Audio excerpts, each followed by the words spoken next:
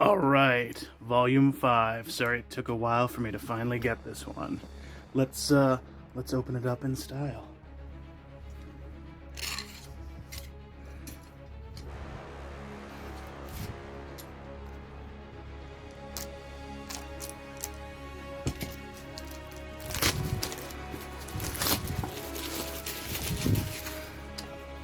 Alright, now let's see. Will it have the sound chip? Nope, they went without a sound chip for number 5. Oh well. Number 1 and 4 both didn't have sound chips, but number 2 did, and number 3 did. Number 2 had this one. Breaking the rules over here. We got a sound chip in a comic book. Forget about you. We got us a sound chip in our comic book. Forget about you. We're gonna do this every time. We're gonna do this every volume. And they did not do it every volume, but number 3 is now, I think, broken. So they don't last forever, so kind of makes sense that they haven't done them for every single one of those. Alright, I gotta go read this now. I'll be back. Okay, I'm back. It's not even dark out yet. So, this was... I was actually a little worried that it wouldn't have as much content in it, because it has 5 issues of the main series, and then it has 4 issues of Rick and Morty Presents. So I was like, hey, all the rest had 10 issues, this one only has 9, but this one I found actually has more content than the others. And it's because the 4 issues at the back are actually about a lot longer than a standard issue. They're about anywhere from 30 to 32 pages. Let's take a closer look. So typically these issues have had the main story of an issue of Rick and Morty it'll be 18 pages of the story, and then after the story ends there will be a 4-page short or so that fills it out to the sort of 22-page runtime. Runtime's not the right word, but I'm going with it.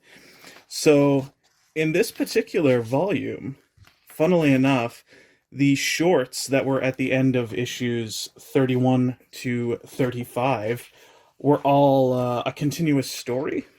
So you kind of get 6 issues to a certain degree out of this one because it puts them all in at the end as its own story, the Rick identity. And so yeah, we have part 1, and it's only 4 pages because it was at the back, and then part 2.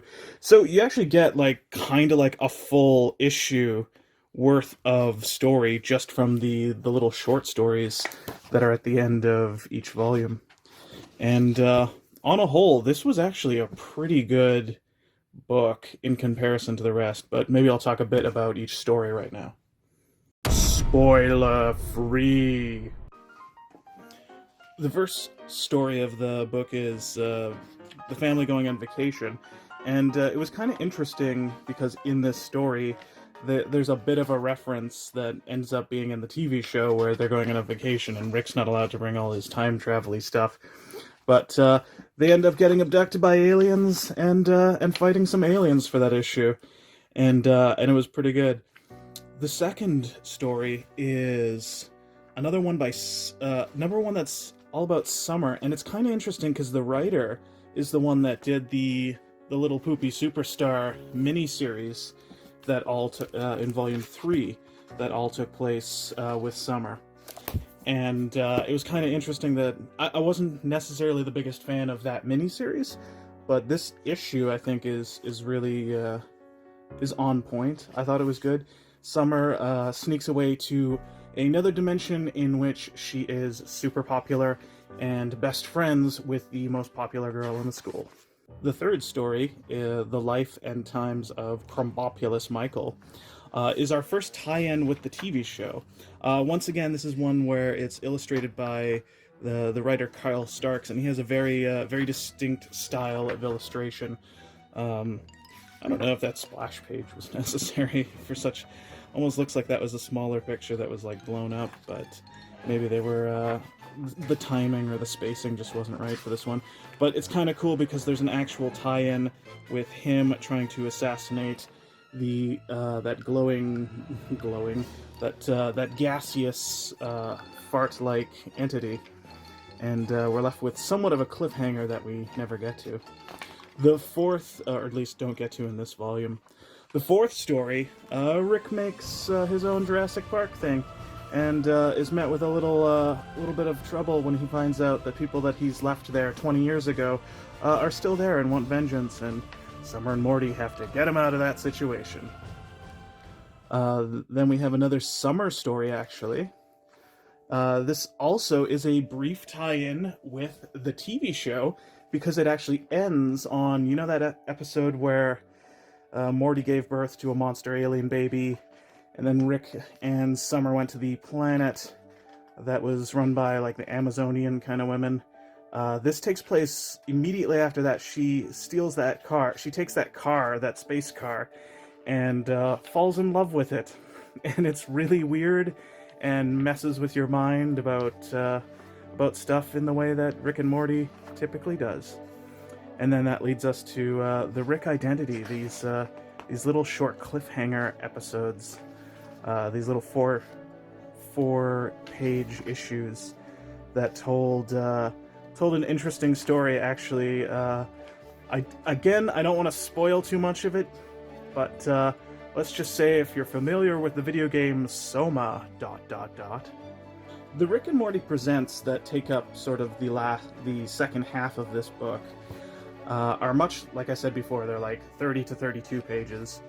So really, you kind of actually get, even though there's only 9 issues in this volume, you really get more than 10 issues worth of content.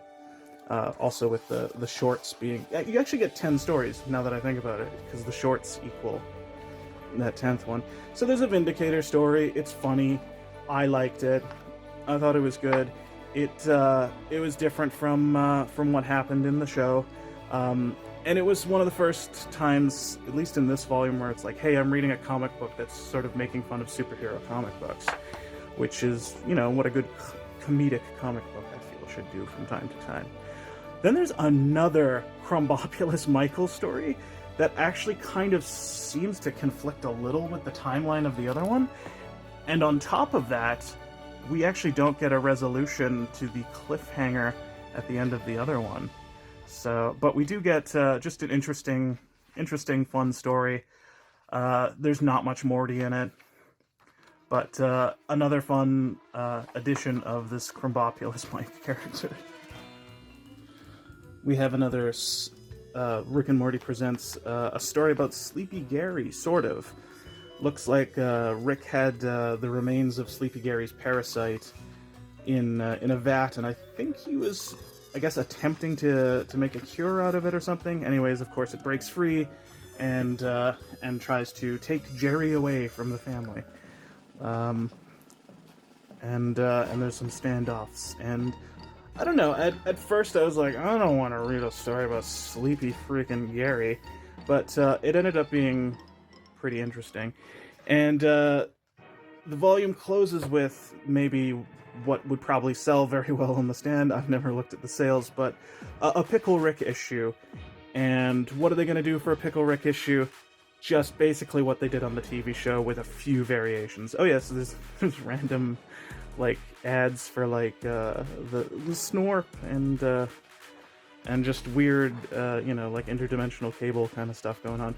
But really they go to therapy. There's differences, like they don't have that character quite the same as like Susan Sarandon's character in the show. But and there's the second ad. Spiders in my mouth, Deborah, or something. Kind of like Ants in My Eyes, Johnson? I think it was Ants in My Eyes Johnson. I've already forgotten. It's probably in one of my videos and I haven't checked it. But instead of fighting sort of those die-hard tower terrorists, he's actually fighting the dog bots, or the dog robots. Robo-dogs, sorry. And yeah, so, and it still kind of ends roughly the same way. But it was just a good... I won't say it's a cash grab, but it's kind of. we'll take a brief look at the cover gallery. I was not as... I'm not going to say I wasn't as impressed with the cover gallery. I think everything in it was pretty impressive, like all the different covers that they had. But that one's actually really good. I like that one. From Bach. Has kind of an old sci-fi look to it. Like old paperbacks. Maybe I just didn't get all the references. What one's that supposed to be? Like, it's either an album by Gorillaz or Paramore. Riot by Paramore, maybe? But, maybe not getting all of the references to what the covers are. Maybe that has something to do with me thinking, oh, they just kind of look cool. Those look really cool. That looks very like cyberpunky, very Blade Runner-y. That looks like it might be from some popular anime. That's the thing. If you're not familiar, it's not such an "oh, that's awesome" moment when you see some cool artwork. Yeah, that's kind of funny. Big deal. All right, and then there's a bit about each of the creators in order of how much they've contributed, I guess, to Rick and Morty in general. Because they have the show creators and then the comic creators. Kyle Starks, I think, writes the most for this series. I think I referred to him as the head writer, but that might not be true. We should look at where this all stacks up. So this is volume 5, 4, 3, 2. Oops, sorry, 1, 2. So yeah, we have Rick, and then Morty, and then Summer, and then Beth. And I predicted number 5 would be Jerry, and I was correct. And it kind of works out that there's actually a Jerry-ish episode, or sorry, volume in number 5. Although there's quite a few in number 2.